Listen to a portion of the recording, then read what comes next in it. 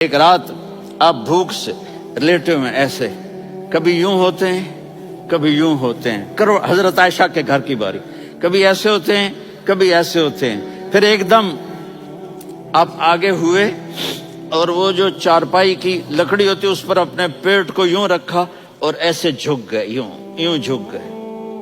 حضرت عائشہ بے قرار ہو کے کھڑی ہو بیٹھ گئے. یا رسول اللہ, یہ آپ کیا کر رہے ہیں؟ یہ کیا کر رہے ہیں؟ کیا کر رہے تھے؟ معدے کو کٹھا کر رہے تھے, بھوک کی شدت. فرمایا عائشہ بھوک بڑی لگی, عائشہ بھوک بڑی لگی. جس کے لیے کائنات بنائے, عائشہ بھوک بڑی لگی. حضرت عائشہ رونے لگی. یا رسول اللہ, آپ یوں ہاتھ اٹھائیں گے اور آپ کے لیے سب کچھ آ جائے گا, آپ مانگتے کیوں؟